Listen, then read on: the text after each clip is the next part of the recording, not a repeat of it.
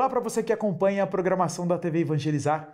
Vamos começar agora mais um programa Diálogo, sempre com uma entrevista de uma personalidade, uma autoridade da Igreja Católica aqui do nosso país. Hoje, nosso entrevistado é o bispo de Guarapuava, cidade que fica aqui no centro-sul do estado do Paraná. E ele também, como é membro da CNBB, representante da Pastoral da Comunicação e também da Juventude, são esses assuntos que nós vamos tratar aqui bastante. Dom Milton, muito obrigado pela entrevista, por conceder esse tempo para conversar com a gente sobre esses assuntos. Obrigado pela participação. É uma alegria estar com você, estar com os nossos espectadores da TV Evangelizar, neste momento em que nós temos aí muitos temas latentes, na sociedade, na igreja, e conversar sobre alguns, não sou grande especialista, mas eu creio que a provocação, a reflexão, ela é sempre importante. Adoro essa palavra provocação e essa vai ser minha missão aqui nessa entrevista com o senhor. Veja só, desde o tempo que o senhor se tornou padre, quando o senhor entrou no seminário, para agora, imagino que a comunicação com os católicos mudou e mudou em muito, certo? Por causa das novas mídias, novas formas de se comunicar. Agora, minha pergunta para o senhor é, está melhor ou está pior? Em termos de oportunidades, claro que melhorou demais. Creio que nós estamos dando passos muito largos, nem sempre conseguimos acompanhar a novidade na tecnologia, nas redes sociais, no mundo, no universo digital. Então, tudo tem sido muito rápido. E eu creio que tudo isso nós precisamos usar e usar bem. Inclusive, já João Paulo II falava um pouco sobre isso, o Papa Bento XVI e o Papa Francisco têm incentivado a presença da Igreja em tudo isso que nos favorece. Hoje eu fico imaginando se Jesus Cristo estivesse aqui, Jesus enquanto personagem, porque Cristo, pelo batismo, nós somos. Se Jesus tivesse em mãos um microfone, se Jesus tivesse diante de si um celular, um computador, uma internet, o que ele faria? Quando ele disse que tudo ele falou às claras e proclamou sobre os telhados. Num momento em que nós não tínhamos, podemos dizer assim, tantos recursos e o cristianismo se espalhou aí pelo mundo afora, através dos tempos. Então, são oportunidades que não podemos deixar de passar. Por outro lado, quando nós vemos atitudes desumanas, maldades, ódio, guerra, então a gente se pergunta no que e para que o ser humano tem usado toda essa tecnologia, todo esse avanço tecnológico. Para construir mais fraternidade? Parece que nem tanto. Para estreitar relações de ajuda, de uma humanização, alguns resultados que vemos parece que nem tanto. Então eu creio que é um universo muito bom, ao mesmo tempo perigoso. E tem muita gente se complicando pelas redes sociais ou pelo universo digital. Então vamos lá, o que o senhor chama de perigoso nas redes sociais e o que o senhor fala em complicar nas redes sociais? Eu vou tomar o lado positivo primeiro. Tá. O Papa Francisco é um grande incentivador das redes sociais. Ultimamente ele falou aos jovens que os jovens precisam estar nas redes sociais espalhando mensagens de esperança, de otimismo, de alegria, de entusiasmo.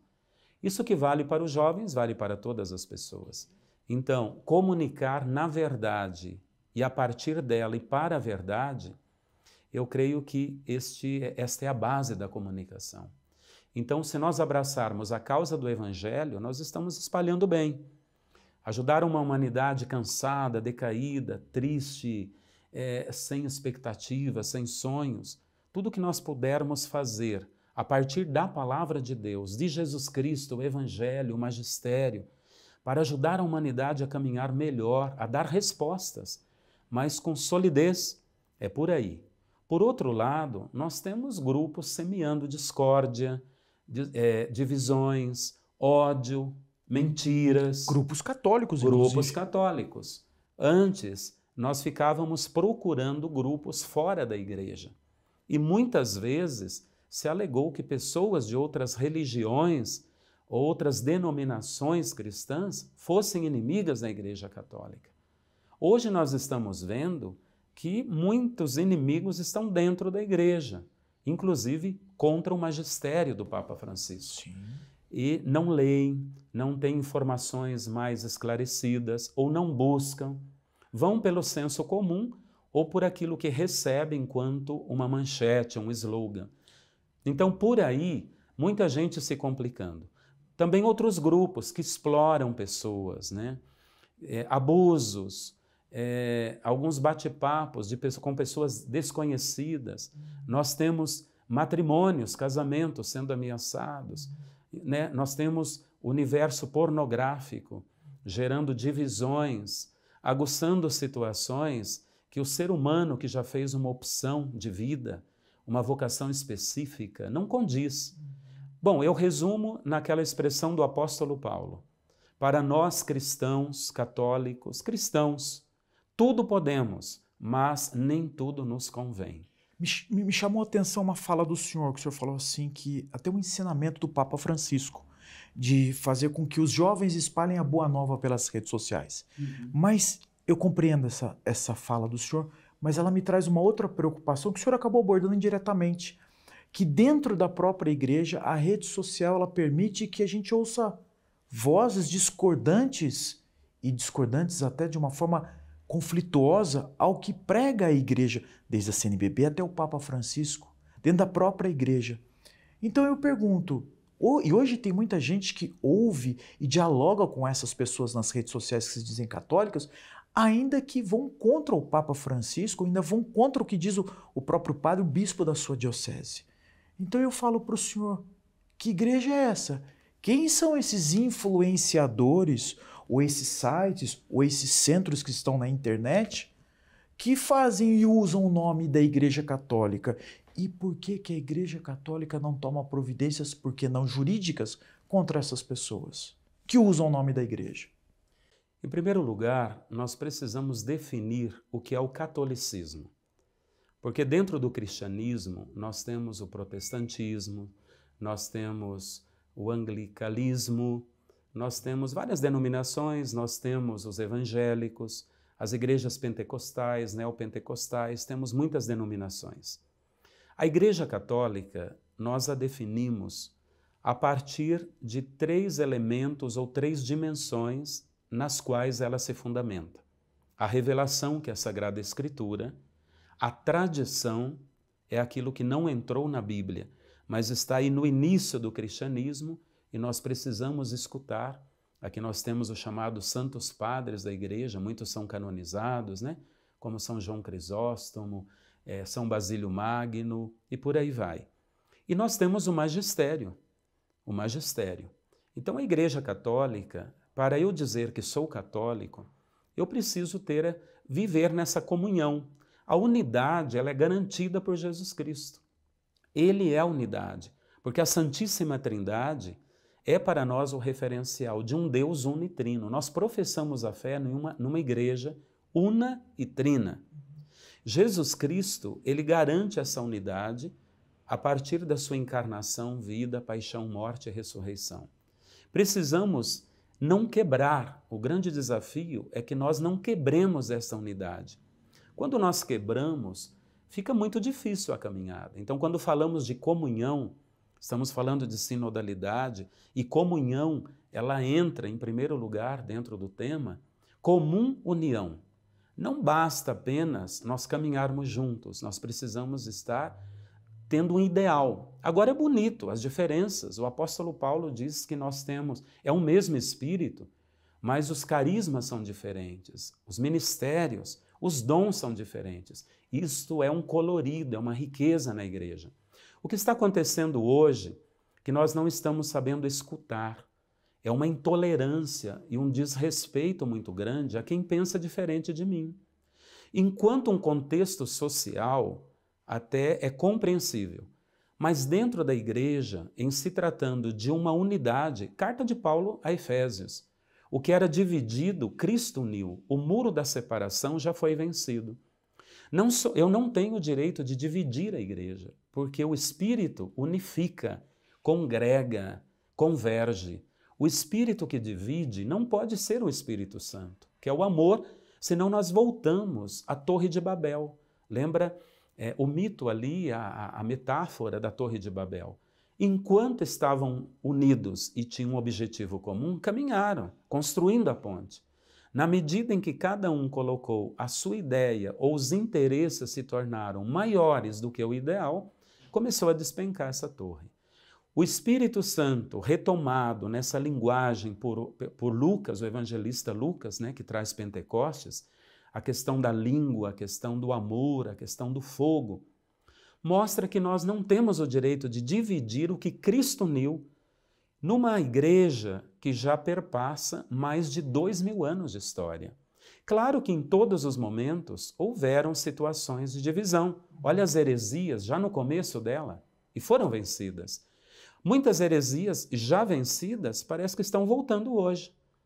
Então, assim, nós precisamos conhecer mais, eu digo, eclesiologia, pertença à igreja. O que é ser um cristão católico, respeitando as outras igrejas, religiões, mas conhecendo a sua fé, a razão do seu batismo, da sua crisma, dos sacramentos que recebe. Então, e aí nessa hora eu fico me perguntando qual influenciador, já que o senhor citou isso também, seguir numa rede social?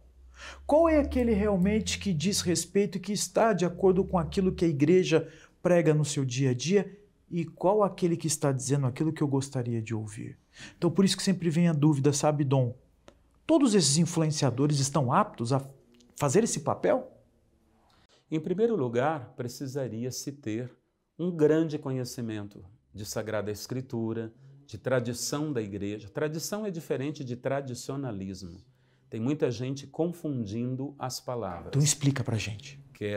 E conhecer, pelo menos no momento, o magistério do Papa Francisco. O melhor seria Concílio Vaticano II e a partir do Concílio Vaticano II. Tradição, você me perguntou. Tradição é aquilo que identifica, eu já falei um pouco, né? Aquilo que a igreja tem lá na sua base, não entrou na Sagrada Escritura.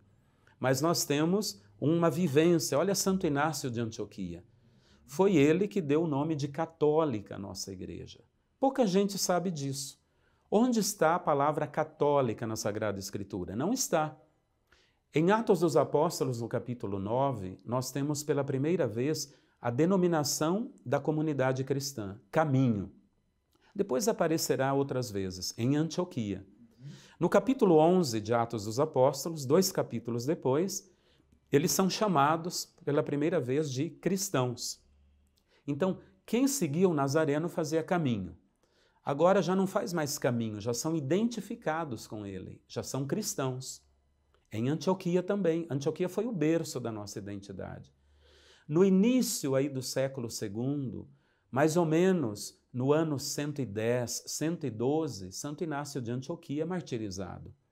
Uma tradição diz que ele foi ordenado bispo por São João Evangelista. Em Antioquia, bispo de Evangelista, a caminho do martírio, ele vai nos chamar de católicos. A universalidade, onde está Jesus Cristo, está a Igreja Católica. Para designar que a mensagem ela é para todos, ela é universal. Então, e também a partir de Antioquia, essa universalidade ou catolicidade que não pode ser quebrada, mas precisa ser ampliada a partir de Jesus Cristo, que é a nossa unidade, o nosso referencial, o nosso centro, não pode alimentar ideologias, partidarismos, interesses, preferências pessoais ou de grupos. Jesus Cristo está acima, está acima.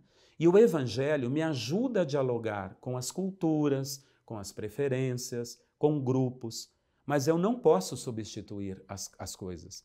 Por isso, quem vai às redes sociais para doutrinar, vamos dizer assim, precisa ter um grande conhecimento para não dividir mais. E eu vejo que muitos acabam colocando opiniões pessoais, acabam trazendo interesses de grupos, e muitas vezes aqueles que escutam se tornam adeptos e seguidores, Por quê? Porque tal pessoa fala bem, ela convence, tem uma boa oratória, ela tem um jogo, né, na hora de falar, ou seja, ela convence. Tem até um ditado popular, né? A propaganda é a alma do negócio. Então ali, ela faz uma propaganda muitas vezes dela mesma. E o senhor identifica isso como um problema? Eu vejo como um problema porque tem dividido. Principalmente, aqui que entra a questão. Quando não sabe distinguir o magistério no Papa Francisco e fica trazendo de forma assim muito sintetizada ou sem contexto algumas afirmações do Papa, algumas expressões do magistério, sem aprofundamento. E aí, o que a igreja faz nesses casos? Ou a igreja não faz? Olha, eu vejo da seguinte forma, como que a igreja tem se posicionado? Quanto mais ela falar, parece que nós fazemos propaganda.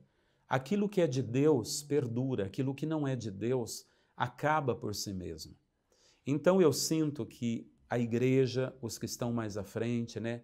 Eu sou CNBB, porque eu sou bispo, e CNBB não é apenas a presidência. Não, todos os bispos. Quando alguém critica a CNBB, críticas positivas são sempre bem-vindas, nos ajudam a crescer.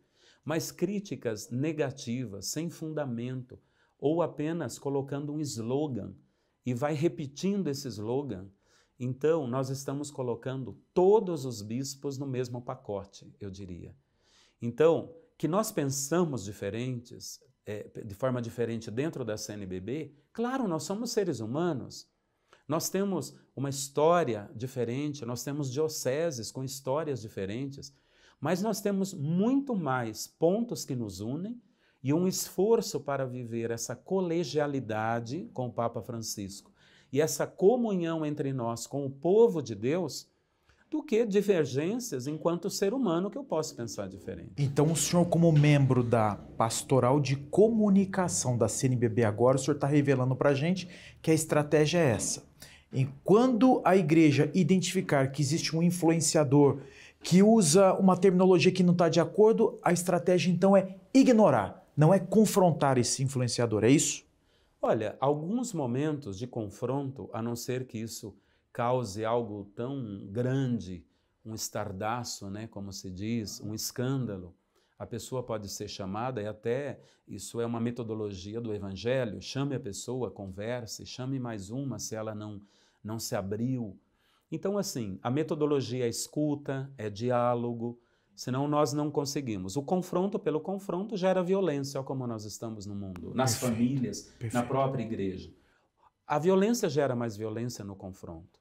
Por isso que o Papa está falando de sinodalidade, perpassa todas as instâncias, inclusive aqui, nas redes sociais, no mundo digital, em todo esse recurso bonito, as ferramentas que nós temos para comunicar bem, para levar o Evangelho de forma como Jesus Cristo deixou, se nós fizermos esse caminho como igreja. Então, assim, se é um caso muito aí do escândalo, claro que é chamado para conversar, tem outras situações que podem até gerar processo. Por outro lado, é melhor que nós semeemos a verdade. Porque eu acredito muito que, vamos trazer aqui uma situação, se você fala muito do demônio, e demônio como entidade, isso daí vai gerando um círculo que vai aumentando, porque as pessoas já têm, parece dentro delas, uma tendência a um negativismo, ou uma tristeza, ou se voltar para um passado triste, se prender nas suas feridas, nas suas dores, na culpa, não muitas vezes trabalhada, né? Então, já é uma tendência do ser humano a não caminhar muito, não se contagiar. Se por um lado é bíblico que o abismo atrai o abismo, também uma pessoa entusiasmada, ela entusiasma outros. O Papa tem falado muito disso. Um jovem animado, uma pessoa otimista, todos querem ficar perto. Um ditado popular chama assim, mala pesada, ninguém quer carregar. Então, assim, vamos falar de Jesus? O nome de Jesus, o Evangelho, já é o exorcismo. Promova Jesus Cristo, fale de Jesus. Às vezes falamos de tantas coisas, queremos buscar tantas respostas E se eu, você, nós somos cristãos, nós temos fé, temos uma experiência bonita do amor de Deus, fale dessa experiência. Tudo que é mal sai quando a pessoa tem uma adesão àquilo que é o bem. E Jesus é o bem por excelência. Dom Milton, e nós estamos aqui falando sobre redes sociais, sobre comunicação da igreja, numa rede de televisão católica. Que veja, no Brasil, a quantidade que nós já temos de emissoras católicas, esse privilégio que nós temos de falar católicos falando para católicos na televisão católica, na televisão está tudo ok? TV Evangelizar? Como um Todas. todo? Eu acredito que nós temos todas as emissoras, e o Brasil realmente tem muitas, que bom, graças a Deus. Nem todos os países conseguem ter tantas redes de televisão, tantos canais católicos e ferramentas, né, de evangelização. Como um todo, eu vejo que todas as redes elas têm se empenhado para fazer o melhor possível. Evangelizar a partir de Jesus com a igreja e procurar dar o melhor de si na evangelização. Eu acredito. Uma ou outra tem uma tendência ou uma metodologia que difere da outra, cada uma tem uma característica, eu vejo também como normal. E aí tem um público que prefere uma linha, esta outra linha.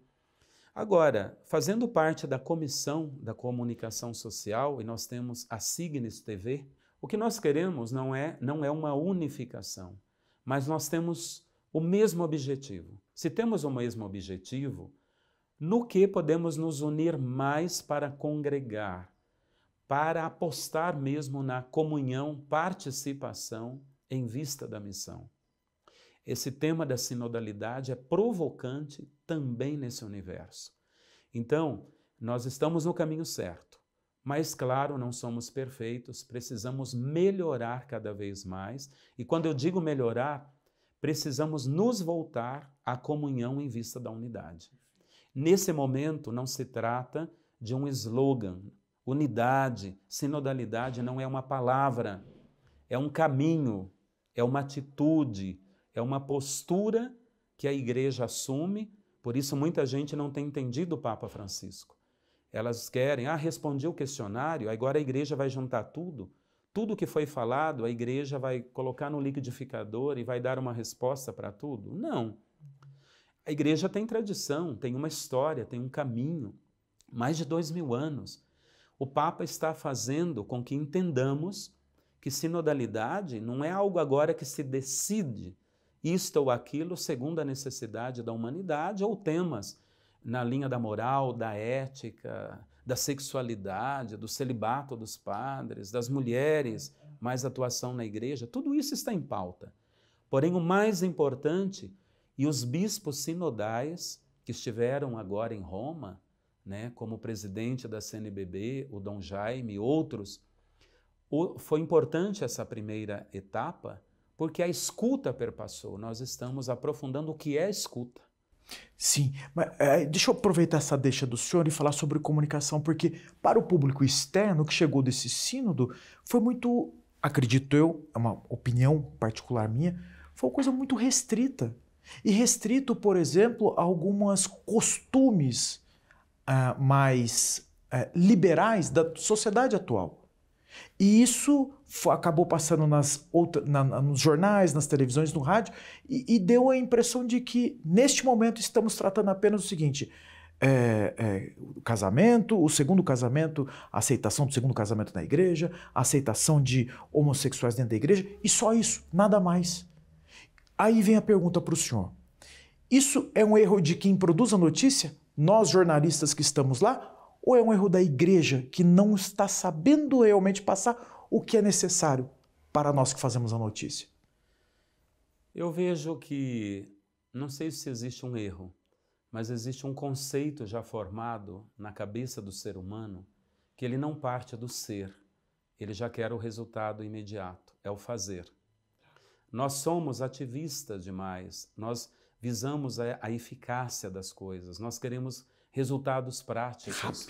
Rápido.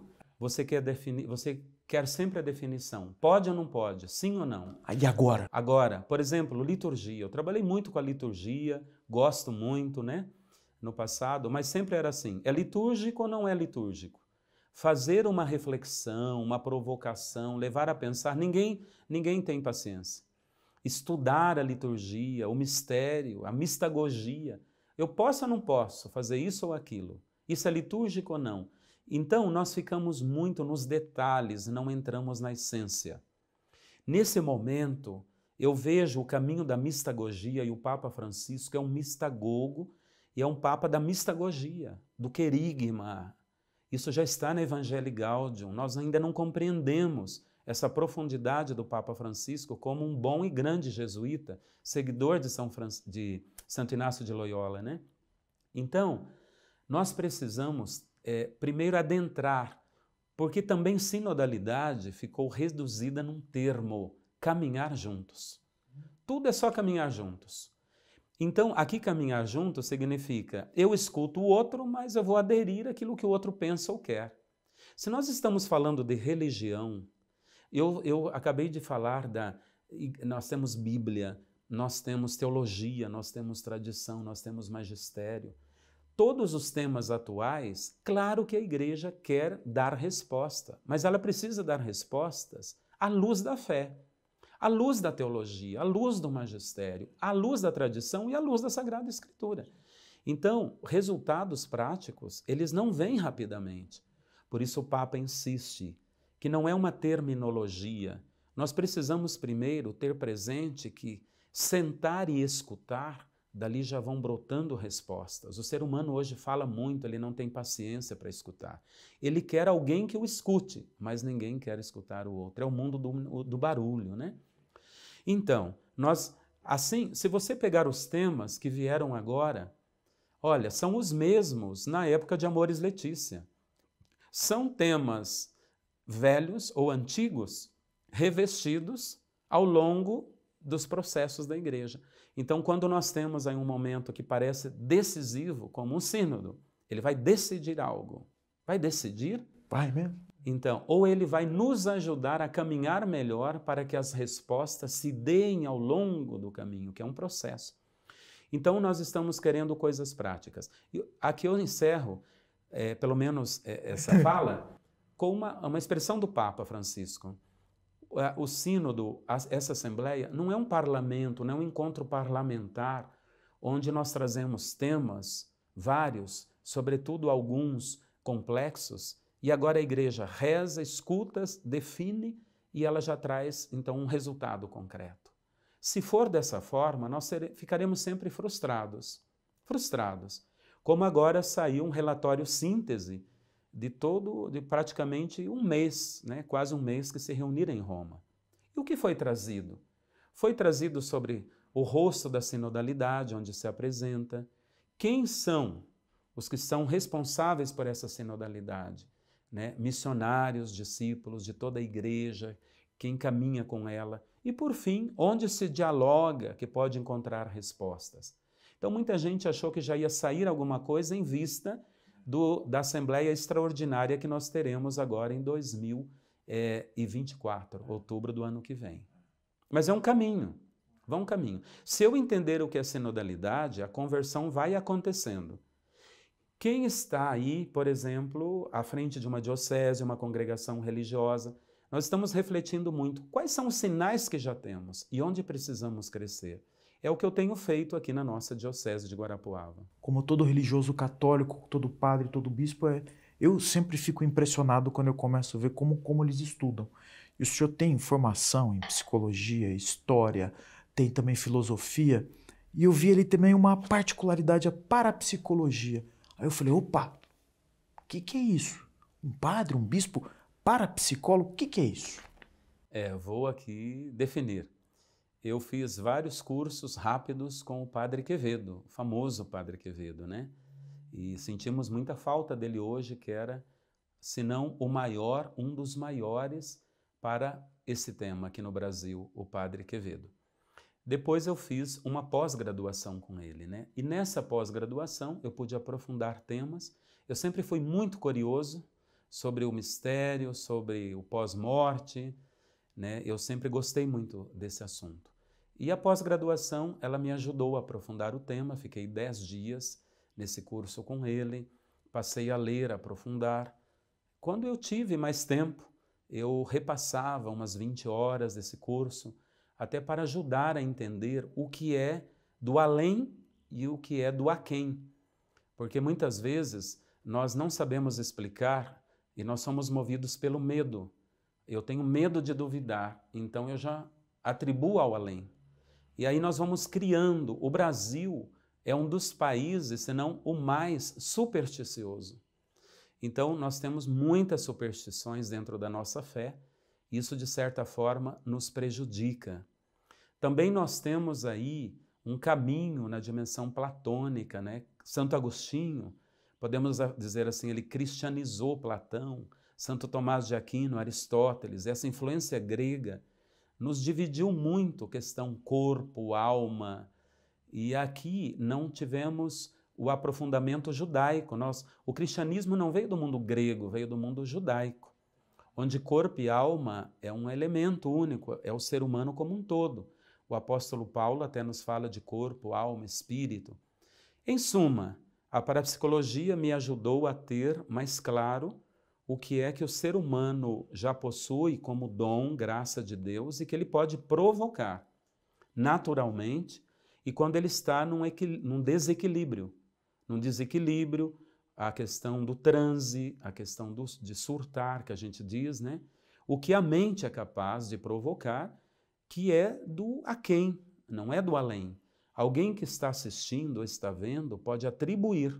Então a parapsicologia, ela me ajudou, me ajuda, e em muitos casos eu mais acompanhei para depois enviar aos parapsicólogos. Eu queria abordar com o senhor, então, aproveitando esse assunto, algumas questões que envolvem ali a curiosidade popular, que é instigada ali por aqueles filmes que a gente assiste, e eu assisto, os tais padres exorcistas. O que é de mito, o que é de realidade, ou não é por aí, ou é só cinema? O que o senhor poderia dizer sobre isso? Eu tomo como ponto de partida uma outra pergunta. A pergunta é, quando acontece qualquer situação, nós precisamos tentar escutar a pessoa, a história dessa pessoa, porque nós temos, na grande maioria dos casos, grandes complicações com relação à afetividade, traumas, frustrações, nós temos culpa internalizadas, nós temos várias questões já psíquicas precedentes. Estou vendo Dom Hamilton, psicólogo, falando agora. Nós temos questões psicológicas, psíquicas. Precisamos pelo menos conhecer a história. Isso. É aquilo que eu disse, nós somos muito imediatistas. Então chega alguém e diz assim, olha, aconteceu tal coisa, é uma manifestação demoníaca.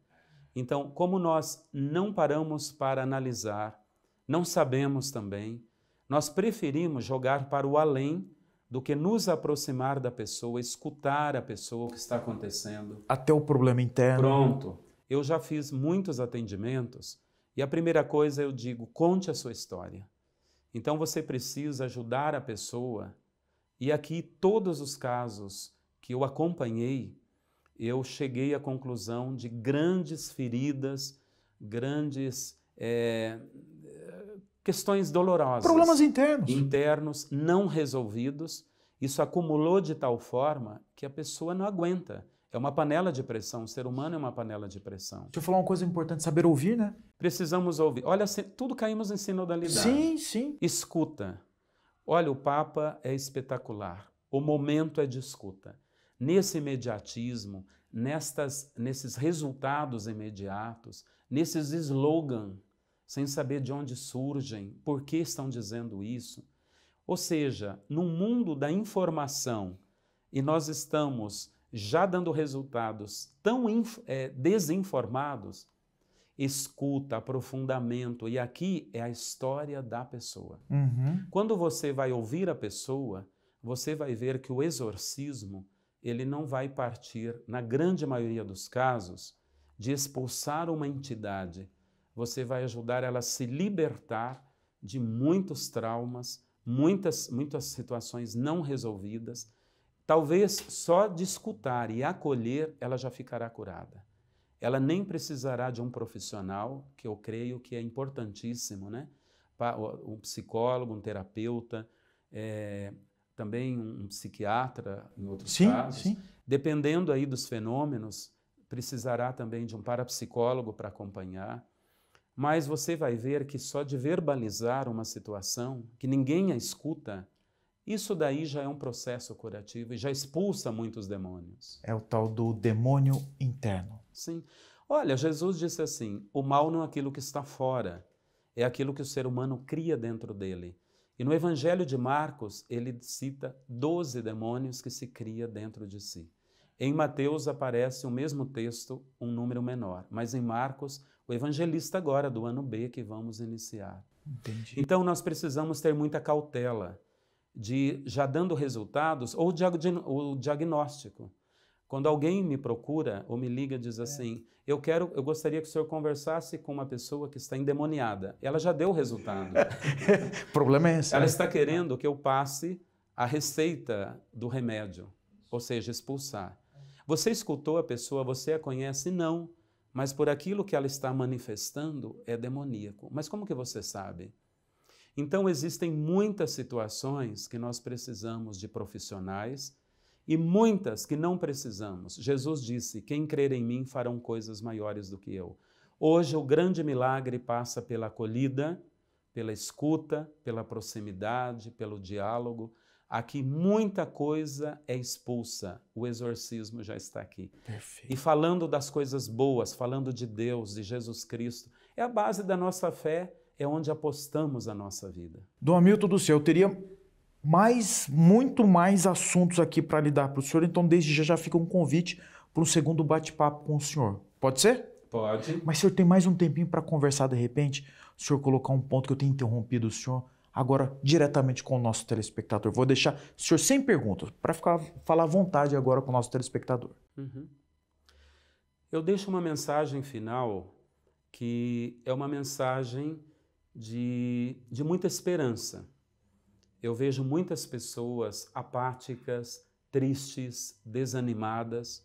Elas se frustram com facilidade, principalmente os jovens, que eu já tive muito contato, estava na comissão da Pastoral Juvenil da CNBB, e mesmo agora na comunicação, nós estamos num trabalho bonito com os jovens conectados, com os missionários digitais, influenciadores digitais, que são jovens, que estão semeando coisas bonitas, partilhas belas, temos feito alguns encontros online, né?